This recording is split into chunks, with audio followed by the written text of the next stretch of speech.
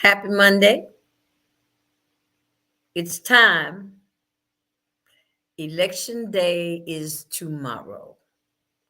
And I'm back with one more segment of an encore, of an encore, of an encore with Colonel Pam Stevenson. Because if you didn't vote last week during early voting, tomorrow is the last day. It's election day. There's no school. Okay. You should have made arrangements to get off work early or do whatever you need to do. You should have really voted last week. I was telling you it was early voting, and we seem to have a consensus, or I think Cameron thinks he has a consensus because it looks like it might be tied. We don't need a tie. We don't need anything close tomorrow. We need to unequivocally make sure that Governor Beshear returns to the governorship in Frankfort, Kentucky. Okay? That's what time it is. So you have to vote for tomorrow. I'm going to replay the previous shows where I pre-recorded Colonel Pam Stevenson. And I had a few other things to say about a few other things that just happened to cross my mind, and I shared with you. So I hope you appreciate my openness and sharing my thoughts with you about on different subjects at different times. It's all about, us trying to get closer in touch with our humanity, because otherwise it's waning. Our love for one another is waning. It's caught in the middle of the love-hate thing. And a lot of the hate it seems to be overpowering the love. But love conquers all. Love will conquer all. But one of the things I wanted to share with you today is last week I did go to a meeting down at the Yearlings about HBCUs, past, present, and future, and where we had Dr. Cosby and Dr. Akopo from Kentucky State give their state of the HBCUs in the state of Kentucky. And here's just a clip from part of that. Senator Gerald Neal is narrating. And this is just one of the questions that came from the audience. Let me see if I can get this up here for you. Note. Okay. Wrong one. Okay. All right. Now we gotta punch play. What can you do from your perches as leaders of these institutions, preserve, protect Black history in terms of not only your institutions, but those other educators or educational institutions around Commonwealth? Well, thank you for the question, but I will answer another.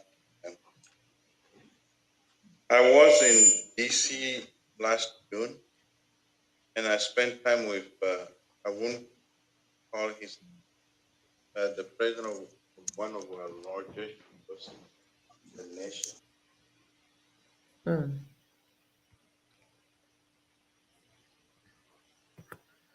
Well, that didn't turn out like I thought. But anyway, they were talking about the state of the HBCUs, and Dr. Couple was saying that we just need help. Dr. Cosby was saying they were talking about how uh, to get Black history told in our institutions. And Dr. Cosby, Reverend Cosby, brought it up about what our institutions were. If you don't know what our Black institutions are, then uh, I will do my very best to elaborate what our Black institutions are: our family, our church, our schools, okay, um, our NAACP, our United Negro College Fund, our Urban League. These are our institutions that we have to contribute to keep them strong for us in order for us to exist in this society. So, if you are a supporter of education, support Simmons of Kentucky or support Kentucky State University. It's the only state school in the state, Kentucky State, therefore, the state school.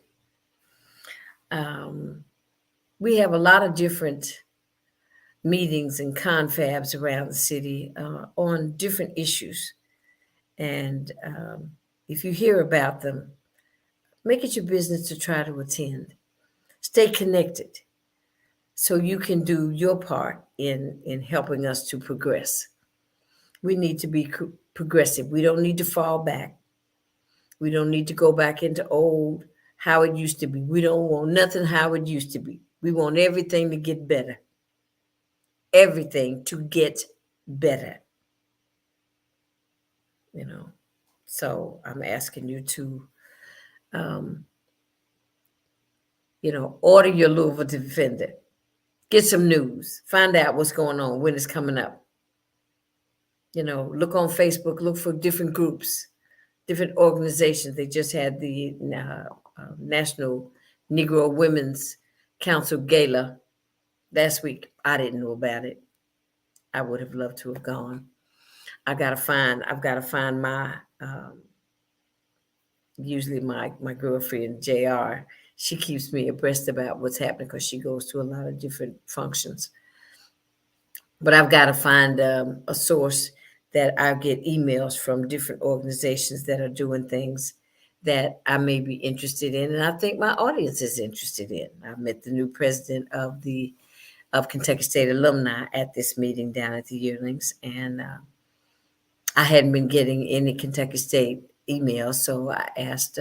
I gave him my information so he could put me on the email list. But I'm getting ready to go back to where we're going to go tomorrow. We're going to go to Election Day. Vote for Governor Andy Beshear. That's my endorsement. Vote for Colonel Pam Stevenson. That is truly my endorsement. And we're going to take you to last Monday's interview, or even Monday before last, interview with Colonel Pam Stevenson, who is running for Attorney General for the Commonwealth of Kentucky. Take a listen.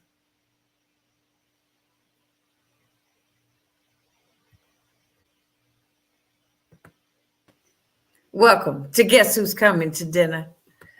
I'm doing something a little different today. It's Fridays, and I usually just play what I played Monday, and I will be doing that. But there were a lot of things that have happened over the course of this week, starting probably last Sunday, with the dedication of the marker of the Chickasaw neighborhood marker down on Southwestern Parkway. The rain kind of got in the way of things, but there was a beautiful session held after that. We went to and the Chickasaw Book Project, for those of you that don't know, is about people that were raised in the Chickasaw area from, they say, the 1940s to the 70s. That's just the time frame that they're looking at right now. And a lot of people have written stories about their families, and it will be in an upcoming book that's written by some of our community leaders and activists and just our leaders in the community that have taken this task on. Sherry Bryan Hamilton, Rhonda Ramsey, Lador Goodwin, Myra Friend Ellis, the Bennett brothers. Let me see if I can remember anybody else who was there. Naturally, Miss Elma Lucille Allen, and Kip Mackey. It's about 15 or 20 of them that got together, and they've been working on this project for about 3 years. So Sunday they had a meeting.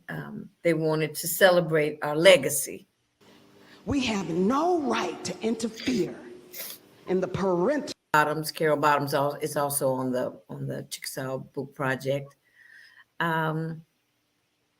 And there are a lot of people that this was new to me. So a lot of times when I go to different community events, I'm learning something that I didn't know about. There's a lot of history that we have in our community that we just all don't know all the different history. I was born in Beecher Terrace, and I did not move to the West until I was in the 5th grade.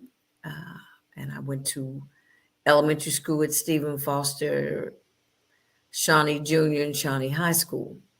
And actually, we lived on the corner of Cecil and Garland until maybe a year or two after I graduated from Kentucky State.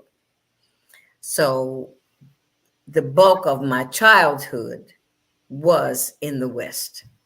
You know, riding my bicycle to Chickasaw Park was something that I did on a regular basis, and walking over to Sunset Avenue to babysit my cousins was a regular event for me. I actually belonged to a Girl Scout club that was held at that church. I think that church was called West End at the point, the one right there on 45th and Greenwood.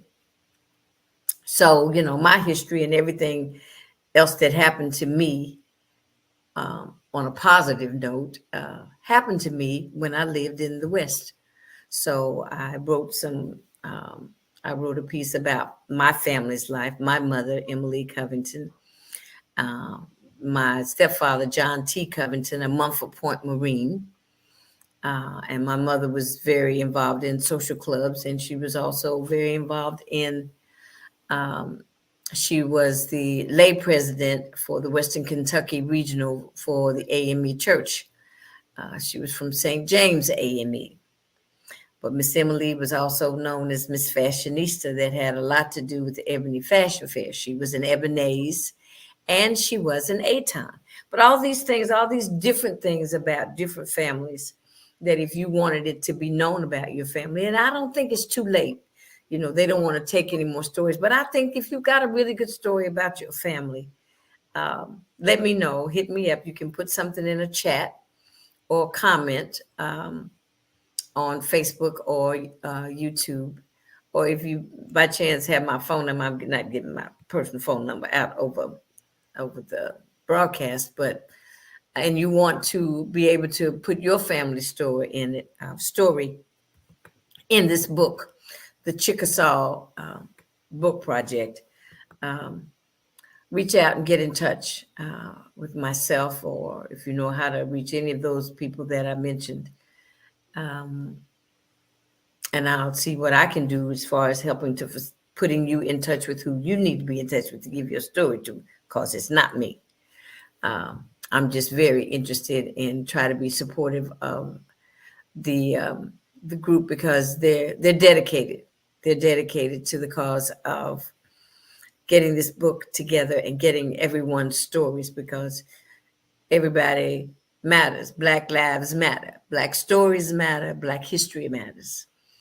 And this is one way that we are getting to tell our stories. I was also interviewed last week by Mr. Barry Johnson. He's working on the portion of the book projects portion with U of L to do oral histories where people go and record their story.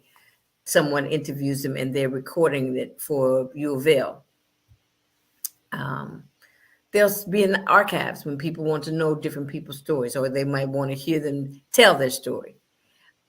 I did my interview last week with a gentleman, like I said, Mr. Barry Johnson, who owns TNT Productions out off of Old Ship. It's out in that area, but he has a beautiful recording studio, grand piano, B3 Hammond organ, nice space. And he's been doing a lot of things with bands. He likes bands. Louisville used to be known for having live music and lots of live bands, so it was a pleasure to meet him. Plus, he's a fan of the New Birth. He's a relative of Mr. Austin Landers. And so he knew a little bit about who I was, and he asked to interview me. So we had a good time. We had an excellent conversation. And so the meeting I filmed a little bit of the conversation that was had at the Yearlings Club on this past Sunday. And this is just going to be a little bit of Miss Hamilton kind of giving you a layout of this court case that was being fought by Black leaders in our community in order to buy the land that now Plato Terrace and the man who designed the home, built the homes in that area, Samuel Plato. They tell a lot about his history, and he's got some of his couple of his relatives were there as well to speak on his behalf, and Mr. Sweeney's son was there to speak on his behalf. Billy Ray came up from Florida to speak on his dad's behalf, and Mr. Ray was one of the better known Black race car drivers from Louisville, an acclaimed race car driver at that. So I got to see Billy Ray. Billy Ray was one of my brother's close friends. And I hadn't seen Billy Ray, I think, maybe since I went to Kentucky State. So it had been a long time, but it was a really nice reunion. So let me play just a little bit of the conversation that Sherry Hamilton had opening up the meeting to explain why we were there and what happened. And then the other people chime in. I'm not playing everybody's, I'm not playing everyone's conversation because we were there for a couple of hours. So just hold on one second and let me see if I can get things going here. All right, here we go. You might have to turn your computers up a little bit. Evidently, I didn't film this with my volume loud enough. I'm afraid of volume. Sometimes I talk too loud and then sometimes it's not loud enough.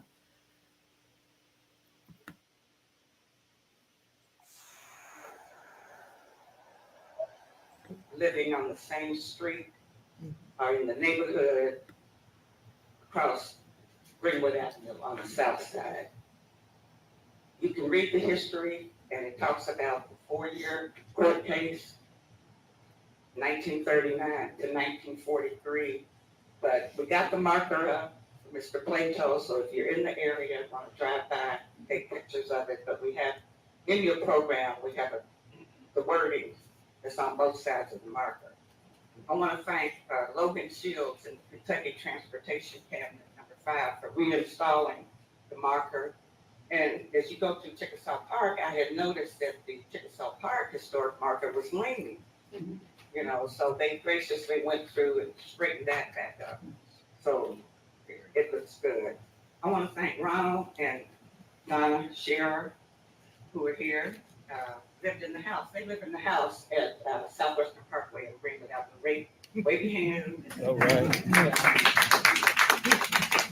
We had to get their permission to put it on the easement, to put it in front of their house. So I went down, wrote a letter, because I hadn't looked up to see who lived in the house. I said, dear resident, you know, we'd like to put a marker there. And then I went and I said, well, the Shearers were the original people who lived in that house back in the 50s.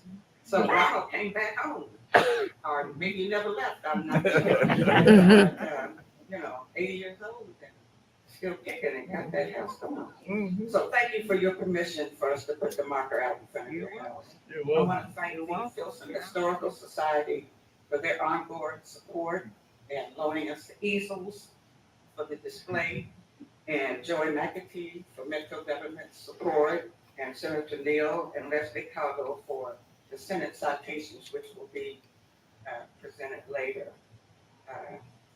Are there any students here from Dr. Tracy K. Meyer's class that interviewed some of our residents? But some people got interviewed for her oral history class, and their stories about the Chickasaw neighborhood will be in the book that we're producing. So they'll be transcribed. I see Carol Butler here from Butler Books. We want to thank you for partnering with us on this. And Gary Williams, where's Gary? Is here. He's a Chickasaw representative on the West End Partnership Board. We appreciate you being here. I see Rory Crump back there. Is Rory still here?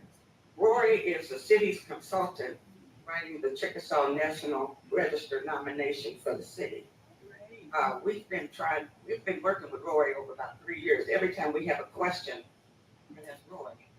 And Rory would send me an old Louisville Leader article, something from the Louisville Defender. He's great on research, so we appreciate you being here. I don't think Mike King is here, but I also want to thank or acknowledge that Imani Dennison is here and her crew. They're filming Marie Sweeney, whose father had a roller rink back in the day. She's doing a documentary entitled The People Could Fly. It's a film project about Black roller skating in Louisville. And so she's talked to some people who used to ride the rails and skate cars. And if you're interested in being interviewed by them for their documentary, you'll see them with all this elaborate camera. Oh, here she is right here.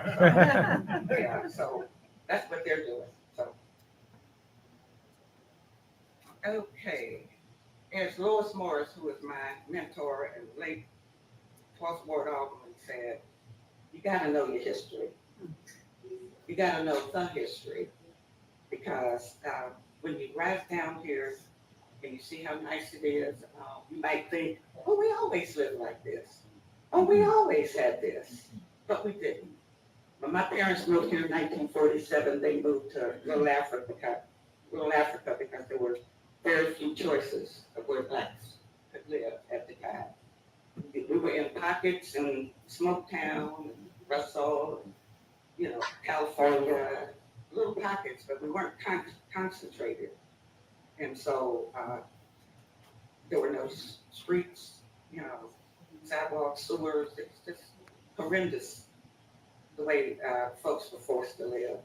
So we know that we have faced housing and employment discrimination as two of our biggest obstacles that have forced the Black community to fight against segregation, racism, and discrimination.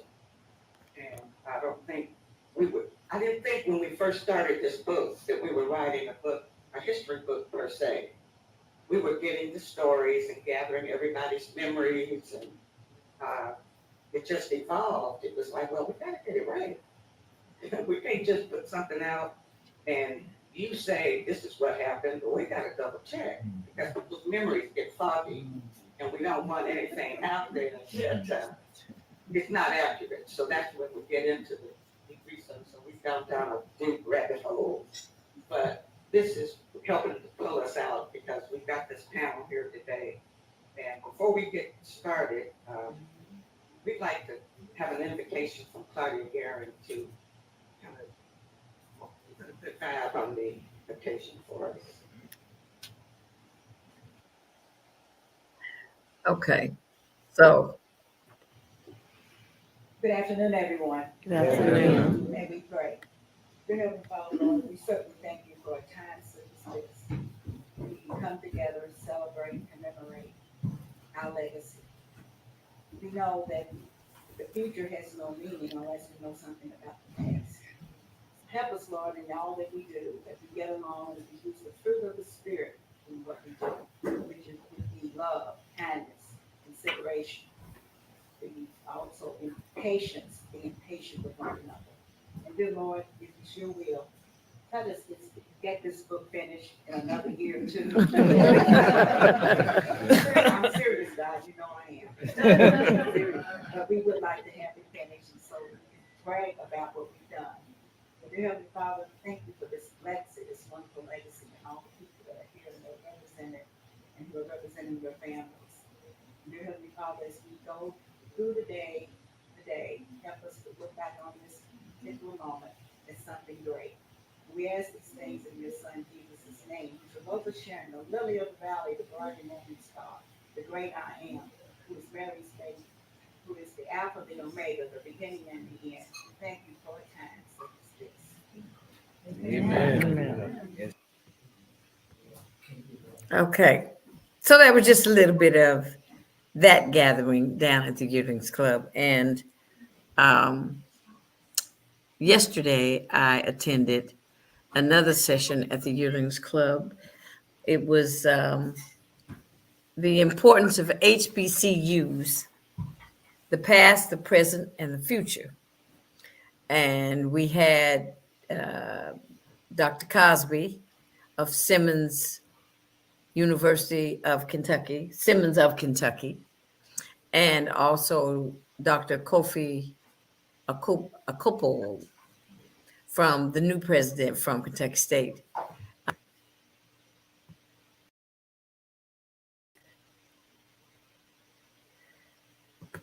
So what I'm going to do is kind of move this along because I've already reiterated the part about the HBCU session that was had.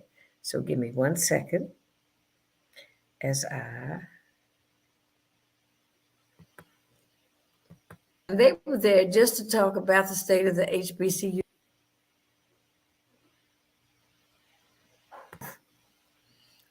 That finally now, okay, which means they will not know the difference between right and wrong. One of the messages that was had yesterday about the HBCUs, Reverend Cosby said, what if every Black person in Louisville gave $1 a week that we could give to Simmons and or Kentucky State? Because some of these children that are going to college are hungry. They don't have money for food. Can you imagine that? You trying to go to school and get an education, but you can't study and you can't think because you are hungry. That should not be happening at all.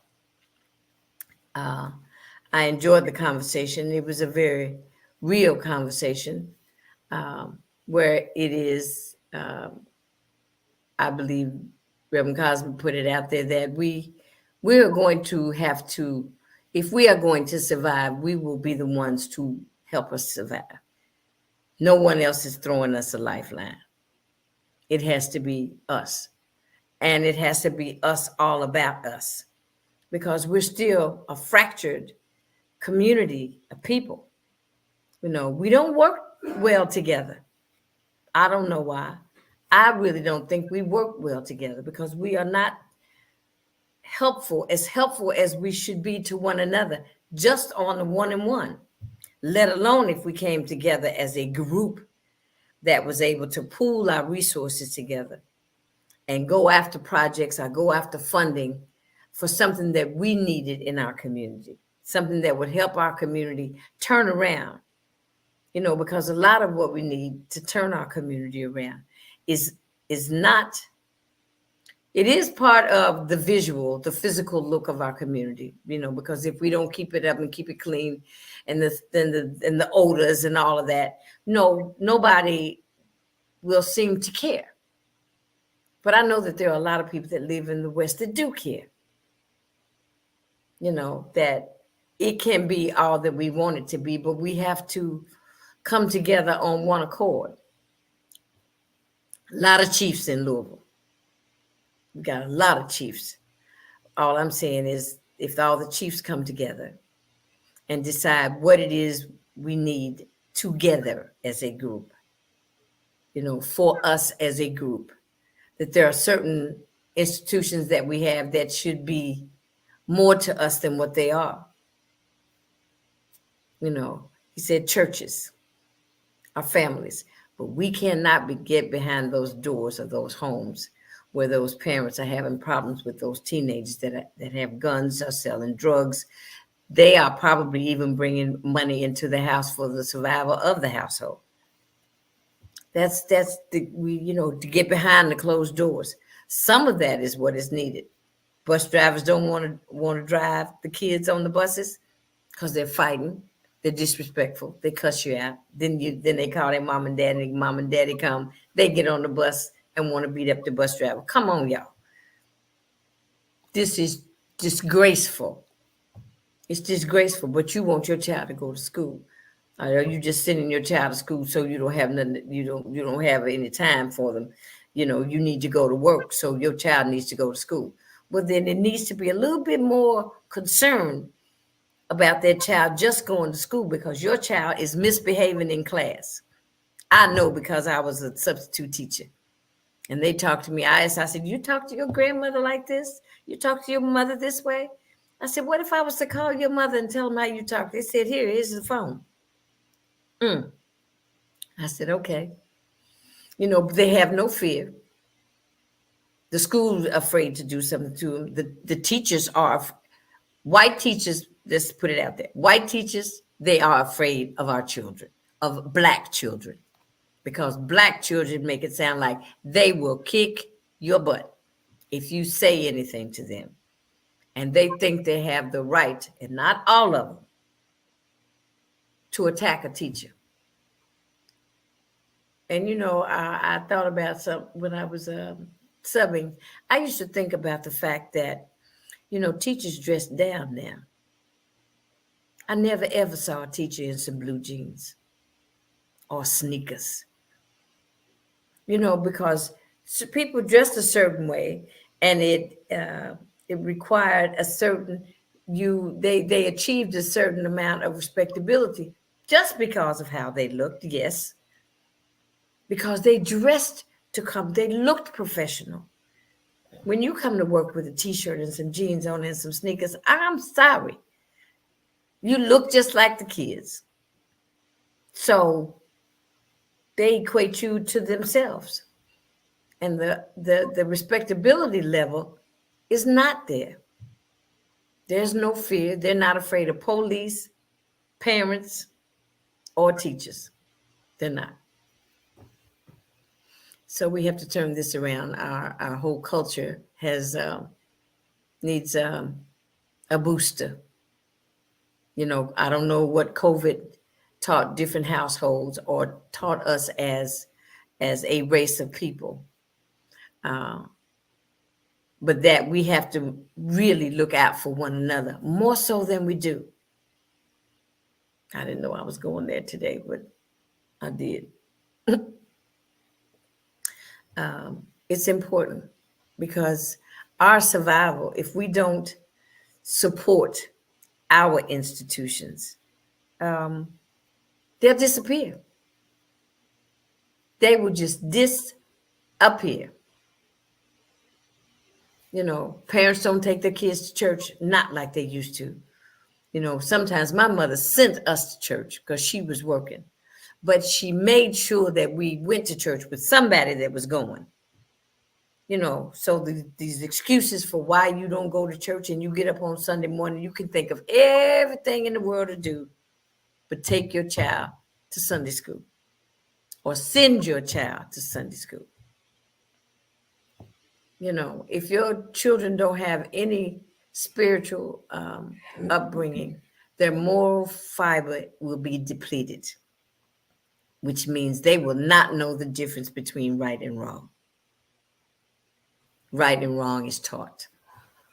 And most parents nowadays, your behavior does not teach right and wrong. It teaches, this is how I act. This is how my mama acts, so this is how I act. Your language, your respectability. You don't say yes, ma'am, no, sir, please, and thank you. Gone out the window. Not a good thing. Not a good thing at all. So when you want to check somebody else for checking your child, check your child yourself. Okay. Now we're going to get back to, let me tell you the other place that I went. I went to the 10th anniversary of the Louisville Story Program. I think I have a picture of that. I tried to put a few things together. Oops.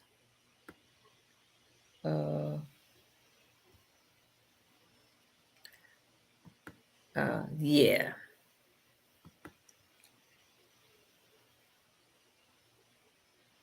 Okay, I got to take that out.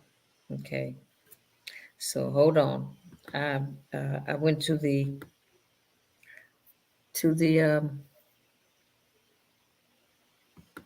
10th anniversary of the story program at the Muhammad Ali Center.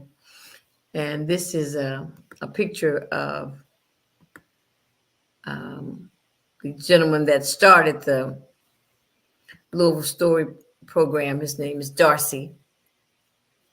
And that's Mr. Nate Spencer of We See You Productions and myself.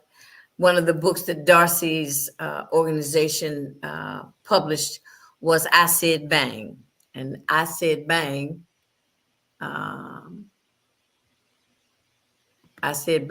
is, oops, come on. I'm trying to get this out of, I did something, I got to come back. I Said Bang is the book about the Dirt Bowl. And everybody that contributed to the book was considered an author. So that made me an author. How about that? Okay, there we go. So I went to, in appreciation for Darcy's work over the past 10 years, has done 12 books. They counted the pages and chapters. One of the books was the book that they published on photographers in our city. You know, they don't get a lot of accolades, but Dorsey, it was some of his works were published in this the Louisville Defender magazine about Bud Darcy's work, and most of his work was done with the Louisville Defender. And now we have other photographers. I mean, it pays tribute to Nat Brown and Mr. Evans. And then now we've got the Bennett brothers, and we've got George Williams, and we've got Eddie Davis. We probably have some more photographers whose names I don't know. But that's one of the books that his organization, the Louisville Story Program, that was we had dinner, and they had speeches and talked about some of the books that were published by this organization over the past 10 years, and he's doing great work. And it's about stories about Louisvillians. So if you don't know anything about the Louisville Story Program, look it up. Look it up and go on there. They've got a website and they've got some of the books that they published. I'm quite sure you can buy them. They don't cost a lot of money. They are reasonably priced so that Louisvillians can afford them. Okay. So now I'm going to get back to the last part of the program today, because this was just supposed to be an encore and I went off somewhere. But I want to bring back my conversation with Colonel Pam Stevenson. I hope you've seen, well, I don't hope you've seen, but I know you've seen by now the negative ads that they have out concerning her, advertising. When they talk about us, they try to say words that scare you. She's dangerous. Give me a break. Cameron is the most dangerous black man I've seen in a long time.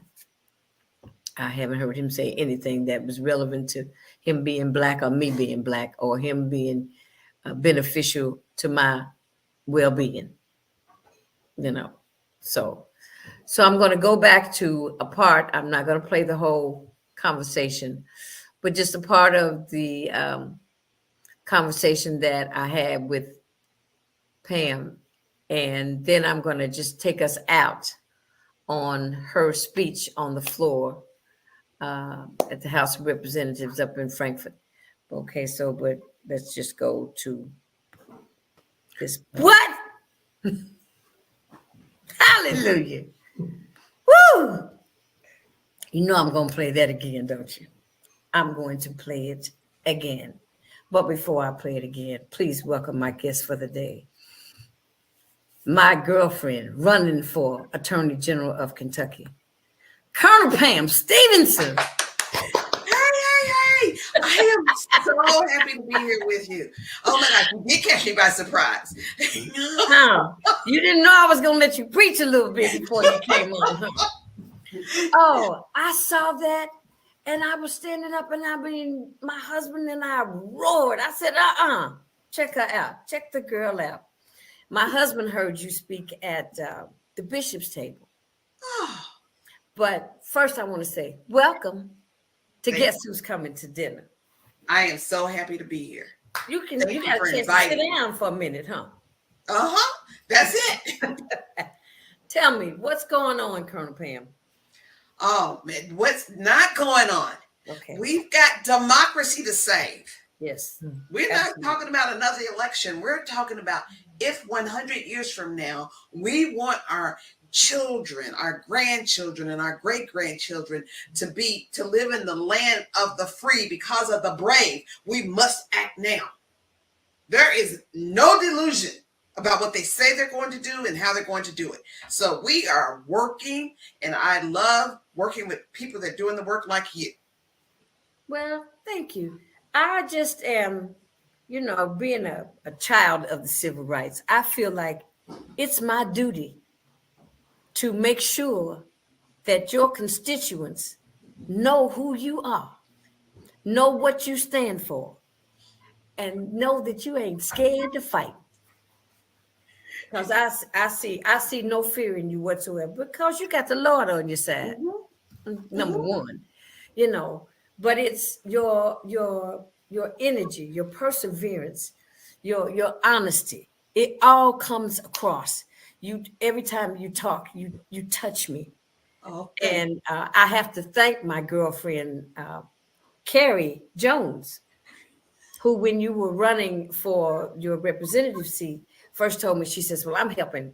I have a girlfriend. She's running for office. And she was telling me who you were. She said, well, you just get behind her. Just find out who she is. And so you've been on Guess Who's Coming to Dinner before. Yes.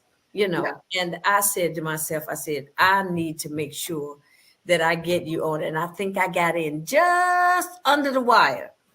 Because Miss Beth told me, she said, honey, if you don't pre-record this show, you won't get her. So here we are. And I thank you so much for making time for Well, it is absolutely my pleasure. When I was with the team, I told the team, I want to do that show. I want to do that one. Usually they tell me what to do. They think they're the boss of me. And I said, this is the show I want to do. So make it work. And they did. So I'm happy to be here. Yeah, I'm happy too.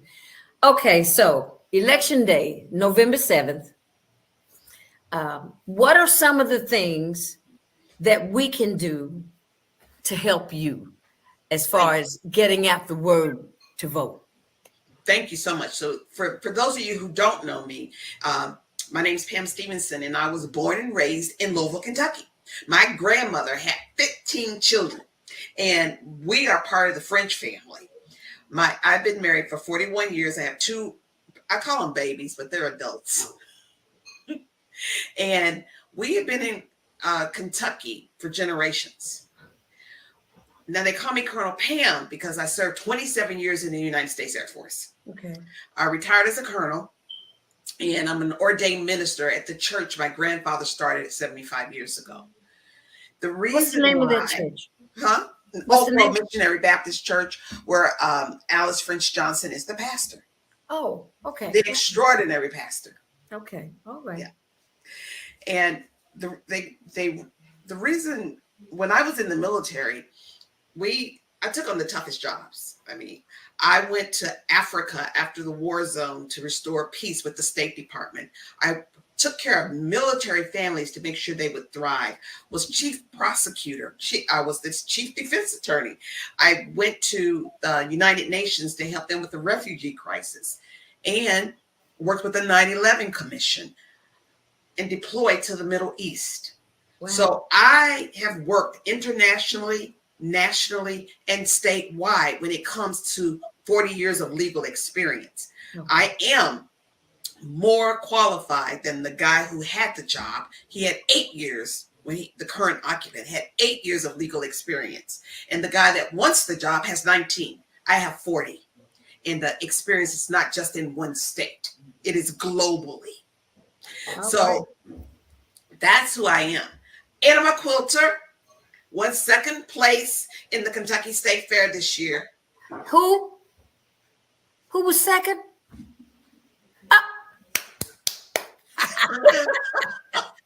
Wow. Wow. It relaxes me. And I'm the current state rep for District 43. Okay. Okay. So this is why this election is important.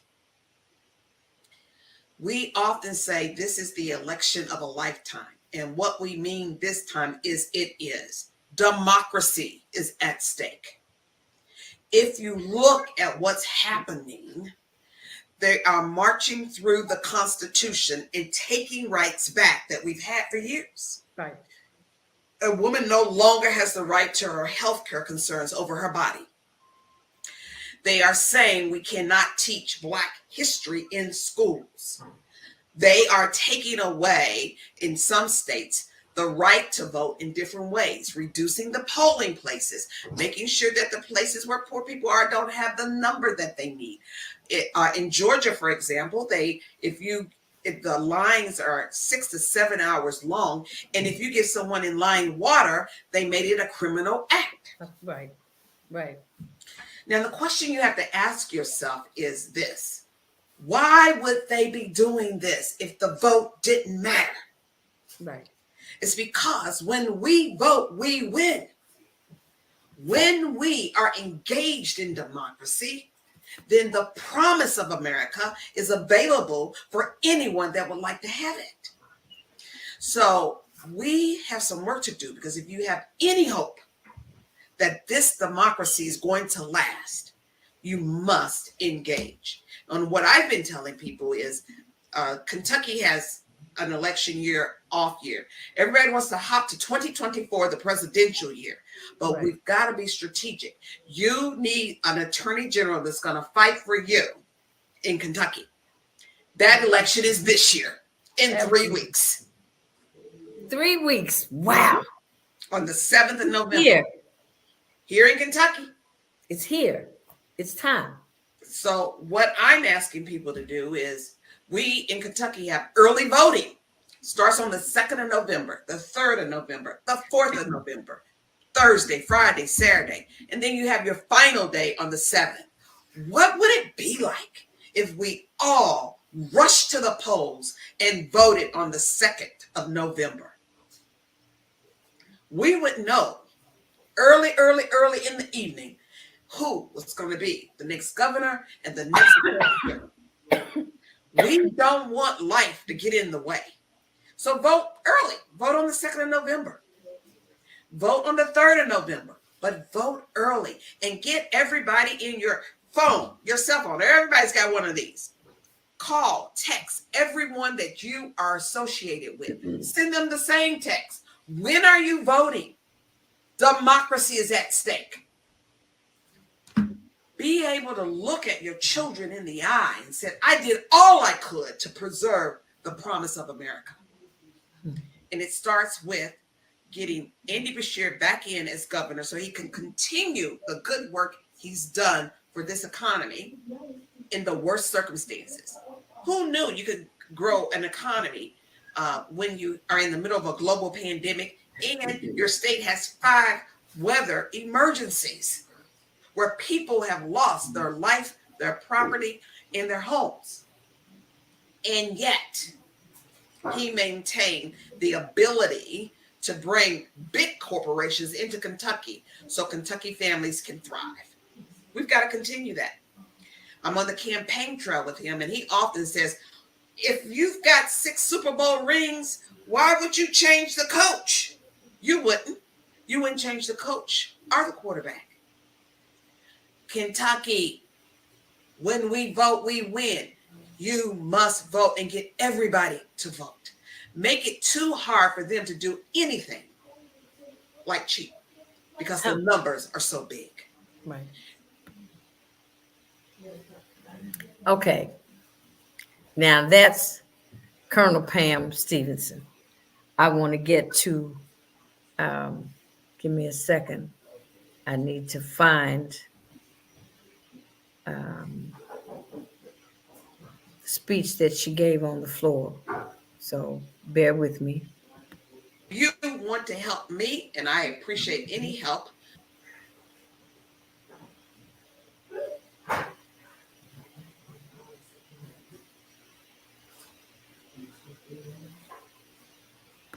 Right. So love the people that come into.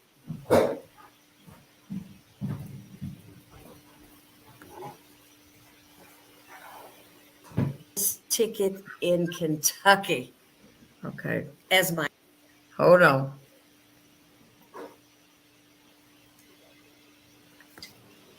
Find somebody to love. Okay. Every day, you can find joy and love. Don't wait until you retire. Don't wait until you lose 20 pounds. Don't wait. Right. The only life you have is right now. Right. So love the people that come into your life and then go vote. And then go vote and take them with you. Take them with you. Good luck, my dear. Okay. Have a fabulous time on the campaign trail. I will see you somewhere in the community within the next 3 weeks, but you will have 2 full weeks of this conversation on Guess Who's Coming to Dinner.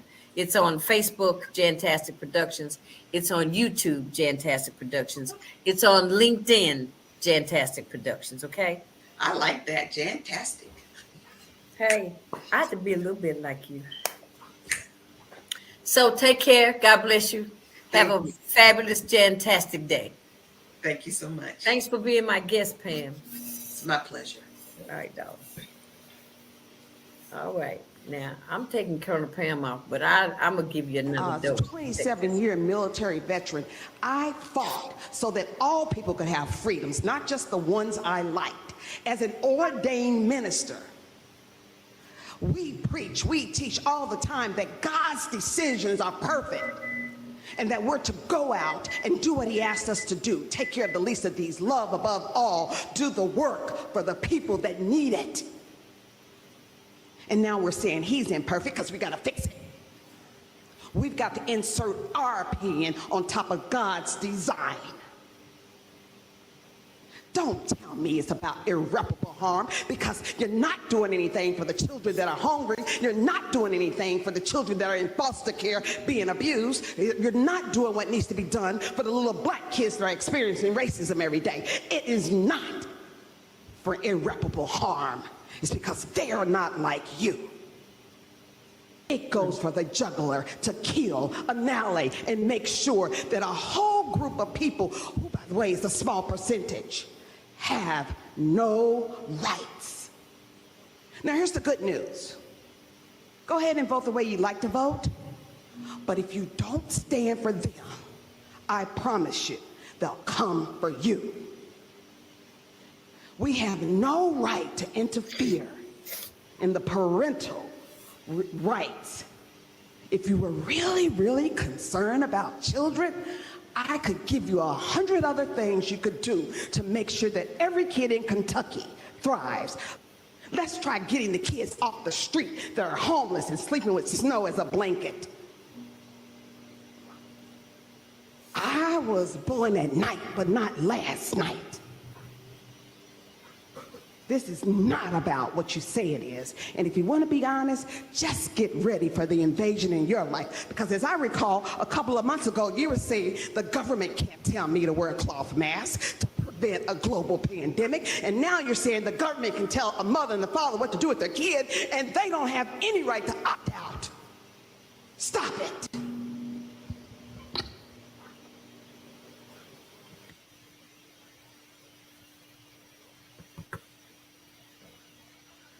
There you have it. It's dinner time. Go vote tomorrow. I thank you for your time. Have a fantastic evening. Bon appetit.